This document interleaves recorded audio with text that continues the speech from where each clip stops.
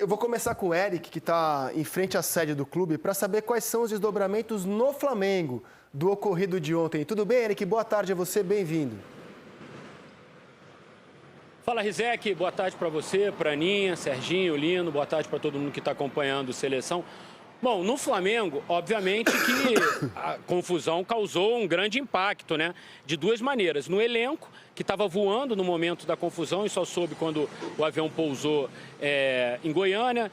A informação que a gente tem é que os jogadores ficaram estarrecidos, os integrantes da comissão técnica, membros da diretoria que lá estavam, ou que lá estão, ficaram estarrecidos com o acontecido. Bom, aqui é a Gávea, sede do Poder Rubro-Negro. Eu tive a oportunidade hoje de manter contato com o presidente do Flamengo, Rodolfo Landim. Queria saber o que ele acha de tudo que aconteceu, o que ele pensa para o futuro do Marcos Braz. E ele me respondeu de uma forma muito objetiva. Ele falou assim: o Marcos Braz tem a minha plena confiança. Isso significa o quê? Que o Marcos Braz vai seguir normalmente o trabalho dele como vice-presidente de futebol, não só agora, como no ano que vem, que é quando termina o mandato do Landim, no fim de 2024. Então, eu acho que no Flamengo, essa questão acho que já está até resolvida. Tanto que ontem, o vice-presidente geral do Flamengo, Rodrigo Dunche, que também é o vice-presidente jurídico, esteve na 16ª DP acompanhando o caso, deu uma entrevista no fim, na saída, e falou exatamente o que pensa a diretoria do Flamengo e que vê o Marcos Braz como uma vítima de toda essa história. Então a gente tem até essa entrevista para mostrar, né, Rizek? Eu vou mostrar o que falou o Rodrigo Dunche de Abranches. O Marcos Braz foi envolvido numa perseguição, uma coisa premeditada. Há 2 dias, uma torcida organizada disse que ia perseguir dirigentes, atletas e etc. e tal do Flamengo. E a própria torcida que falou que ia fazer, fez. E foi lá, e o Marcos Braz estava com a filha dele, numa situação totalmente constrangedora. Foi ameaçada a vida dele, na frente da filha dele, ele tomou uma reação. Vocês conversem com ele, com certeza ele se sentiu muito ameaçado e acabou reagindo. Mas ele é a vítima nessa história e ele vai correr atrás dessas pessoas, a polícia vai correr atrás dessas pessoas e vai correr atrás dessa organização, que para mim, esse tipo de coisa, ameaça, perseguição, não pode acontecer, isso é crime. Então as pessoas vão responder.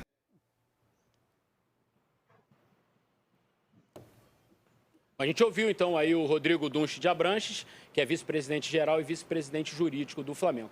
Tenho 2 informações para trazer, viu, Rizek, importantes, eu julgo importantes. Por exemplo, o Marcos Braz amanhã deve conceder uma entrevista coletiva, ainda não tem uma hora confirmada, nem se vai acontecer, mas assim, a tendência é que ele amanhã conceda uma entrevista coletiva, até para esclarecer tudo isso que aconteceu e o que vai acontecer daqui para frente. A outra informação importante, até a Aninha e vocês estavam falando, da outra função que o Marcos Braz tem, essa importantíssima. Ele é vereador do município do Rio de Janeiro, eleito um dos mais bem votados na última eleição.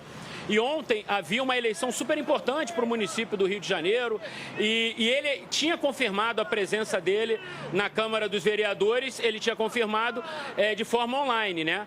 E só que a presença, ele precisava estar lá na Câmara para participar da eleição. Então, na hora exatamente de toda essa confusão. Enfim, e hoje o Conselho de Ética da Câmara dos Vereadores já disse que semana que vem vai ouvir o Marcos Braz por que ele não estava lá, por tudo que aconteceu, e ele já teve um dia de trabalho descontado dele por conta dessa falta. Tá bom, Rizek? Obrigado, Eric. Grande abraço para você, um ótimo trabalho por aí. Só antes de passar para o Fred, comentando a fala do Dunche de Abranches, entendo que é possível você ser vítima e não ter razão também na história. Perfeito. Perder a razão na história. Perfeito. Que ele é vítima, me parece bem provável, né? Vou deixar a polícia apurar isso. Mas é possível você ser vítima e perder a razão depois, como tudo indica aconteceu no Barra Shopping, no Rio de Janeiro. Quando você vai para as vias de fato, né? Aí você já não tem mais... Você perdeu a razão. Você perdeu a razão. Você pode continuar sendo vítima, mas você perde a razão que antes da agressão você tinha. Mas eu acho que é importante, muito importante ouvir o Fred, porque ele passou o dia de ontem apurando esse fato a que vocês estão assistindo nesse momento na televisão. Ele esteve no shopping, ele conversou com muita gente, ele entrevistou muita gente. Cena horrorosa, né? E eu acho que é fundamental, antes de qualquer opinião que a gente possa dar sobre isso, saber o que o Fred apurou, a cronologia dos fatos, tudo aquilo que ele sabe e pode contar para vocês nesse momento. Fred, boa tarde a você, bem-vindo ao Seleção. Boa tarde, Zeke, Aninha, Serginho e Lino. O Zeke, assim, ontem a gente estava na redação quando surgiu esse vídeo, né, na internet, e a gente começou a apurar ligando para as lojas do Barra Shopping, né, ligamos para as lojas que estavam posicionadas em frente ao fato, e aí uma vendedora, que não quis se identificar, nem vou falar o nome da loja, ela me falou, olha, o que aconteceu foi o seguinte, o menino passava por aqui, dizem que esse menino nem ofendeu, mas aí foi o que ela passou, e aí depois ele apurando, ele estava junto com aqueles torcedores que protestaram contra o Marcos Braz, e aí o que ela havia nos afirmado é que o Marcos Braz cai, mas que depois ele vai para cima do rapaz, e aí tem um amigo dele, um amigo dele que não é segurança, ontem até em algumas matérias a gente colocou como segurança, o Marcos Braz não estava com seguranças, é um amigo do Marcos Braz que ajuda a agredir esse torcedor, o Leandro, o entregador, e aí a gente pega essas informações prévias ali na redação, com a ajuda de muitos repórteres, eu me mando para o Barra Shopping.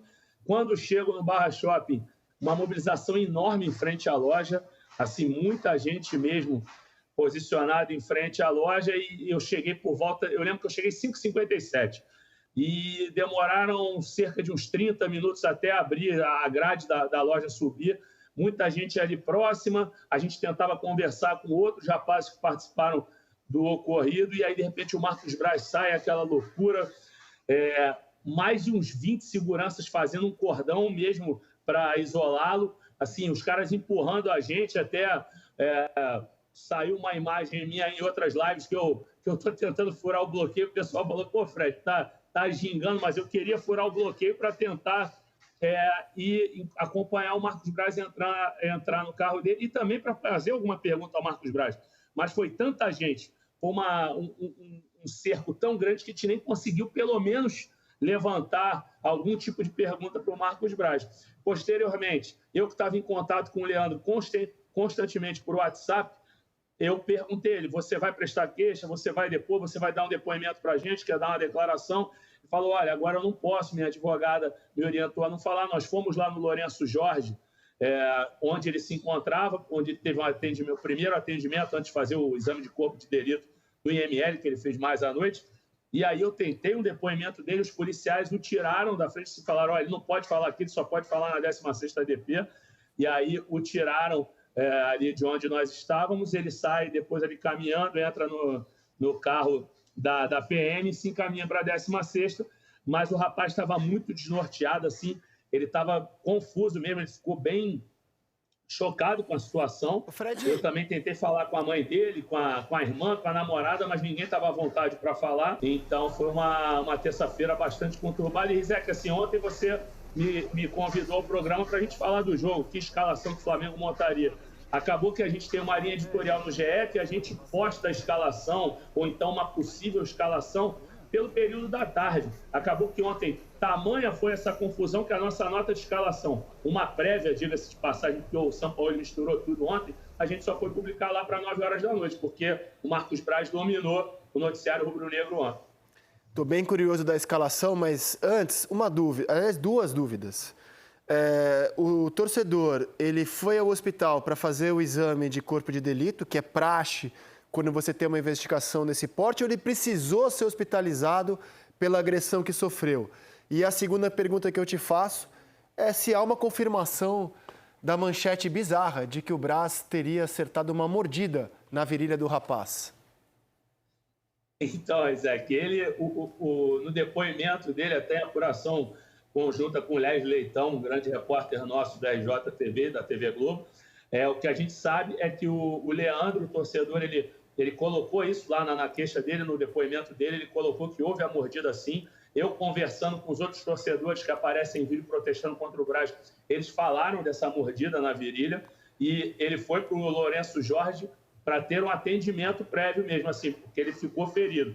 O corpo de delito foi feito no IML, entendeu? E aí, assim, desculpa até sair um pouquinho desse assunto, mas só para falar que já teve uma repercussão dentro do clube, uma repercussão institucional não apenas por conta do ocorrido ontem, mas foi retirada de pauta uma votação que foi feita na última quinta-feira no Conselho Deliberativo, que versava a respeito de agentes públicos, na verdade, associados que pertencessem a qualquer tipo de cargo público, seja vereador, prefeito, governador, eles não poderiam concorrer às eleições presidenciais.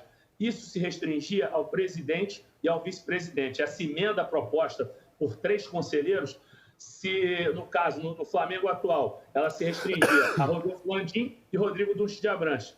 Acabou que ela foi retirada por conta da confusão. Assim, a sessão da última quinta-feira foi dada como encerrada integralmente.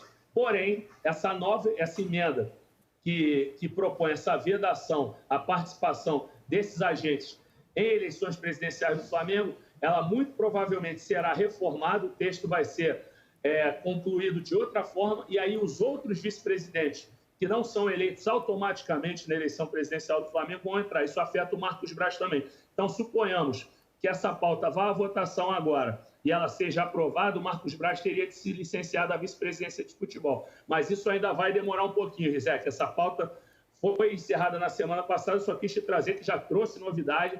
E um dos autores dessa emenda ao Estatuto, eles falam, óbvio, que o que aconteceu ontem colaborou para que eles pensem numa reforma estatutária.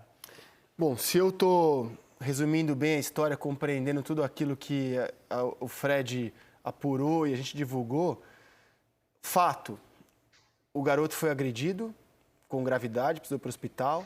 Marcos Braz também recebe um soco no rosto que corta o nariz dele, também foi agredido. E as razões que levaram a isso, como a confusão começou, ainda temos versões difusas. Uma contada pelo Braz, pela direção do Flamengo, de ameaça de morte, de constrangimento à família, e outra contada pela vendedora que ouvida pelo Fred. Onde está a verdade? Eu não tenho condição de aqui dizer onde está a verdade. O inquérito policial existe para isso. Vai acontecer uma investigação agora para a gente determinar com precisão a origem das cenas lamentáveis de ontem na Barra da Tijuca, certo? Sim. Posso fazer uma pergunta para o Fred, para eu ir num Só achava importante fazer esse resumo.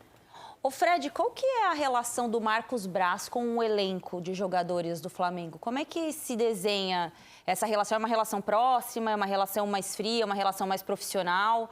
Como é que dá o desenho da relação dele com esse elenco?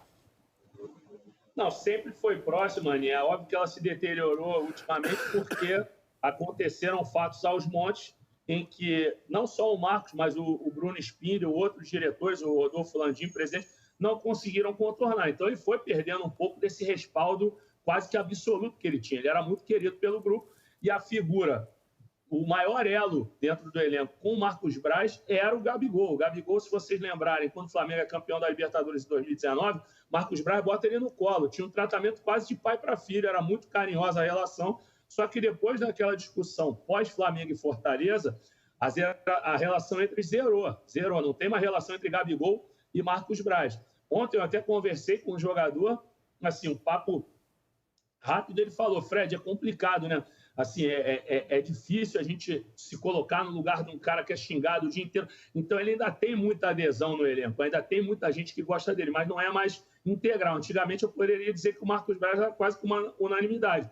Isso já não acontece mais porque as pessoas enxergam esse desgaste, entendeu? Esse desgaste é inegável, não tem como você dizer que não tem desgaste depois de tudo que aconteceu, depois dessas derrotas do Flamengo, a forma que o Flamengo não contratou recentemente, entendeu? Ele é o principal responsável pelas contratações. O Sampaoli pede, o Rodolfo Landim executa, mas o Marcos Braz, que é o responsável juntamente com o Bruno Spindel. O Bruno Spindel, por mais que seja o diretor executivo, ele é um cara muito operacional. Todo mundo elogia o Bruno Spindel como um craque dos números, da negociação, um negociador implacável, muito bom nesse sentido. Mas o Marcos Braz, que é o cara mesmo da oratória, da conversa, é ele que convence o interlocutor, no caso, a trazer jogadores. Então, houve esse desgaste, seja com a torcida, seja com outros vice-presidentes, porque o Marcos Braz tinha alguns desafetos entre os vice-presidentes que o Flamengo tem. Inclusive, ontem, falando com um dos vice-presidentes, um deles me falou, não, olha, eu acho que realmente agora o momento é de fazer uma limpa no departamento de futebol, não só com o Marcos, mas que isso tinha que ser mais abrangente. Só que, assim, não houve um manifesto uníssono, um abaixo-assinado a ser entregue para o Rodolfo Landim. E, ao mesmo tempo, tem todo esse apoio que o Marcos Braz recebe do próprio Landim. O Eric acabou de falar recentemente que o Marcos Braz tem plena confiança do Rodolfo Landim. E ontem, alguns conselheiros foram à ADP, o Cacau Cota esteve lá, Rodrigo Dunst de Abranches. É óbvio que ele foi como advogado do Flamengo, mas também ele foi como um dirigente que prestou solidariedade ao Marcos Braz. Eles que são figuras que já trabalham não, militam no Flamengo há muito tempo. Na verdade, trabalham também, por mais que sejam vice-presidentes amadores, eles já estão lá no clube há muito tempo. Então, Marcos Braz tem muito apoio ainda dentro do Flamengo, sim. Mas no elenco, é óbvio que já tem certos olhares desconfiados depois de tudo que aconteceu. Antes do Lino, acho importante, a gente mostrou o que disse o departamento jurídico do Flamengo que está apoiando o Marcos Braz. É importante mostrar agora o que diz a advogada do torcedor que foi agredido ontem num shopping na Zona Oeste do Rio de Janeiro. Dá uma olhada. Estava passeando e acabou encontrando o Marcos. Ele apenas demonstrou a sua insatisfação como torcedor do Flamengo, mas em nenhum momento foi agressivo, nada que saia dentro da formalidade ou algo do tipo, e acabou sendo agredido pelo Marcos Braz e seus seguranças. Desceu até o Hospital Lourenço Jorge, fez até então os primeiros procedimentos, colocou curativo, porém agora ele precisa comparecer até o Instituto Médico Legal para poder realizar o exame de corpo de delito, para verificar a gravidade da lesão e tudo mais. Isso escancara a divergência entre as versões, né? O departamento jurídico do Flamengo alega que o Marcos Braz sofreu ameaça de morte, ameaças à família. A advogada do torcedor diz que nada disso aconteceu. O Fred ouviu uma vendedora. A polícia agora vai ouvir testemunhas e a gente vai aguardar o inquérito, porque é o inquérito que vai apontar, na visão da polícia, exatamente o que aconteceu e o que levou ao episódio de ontem.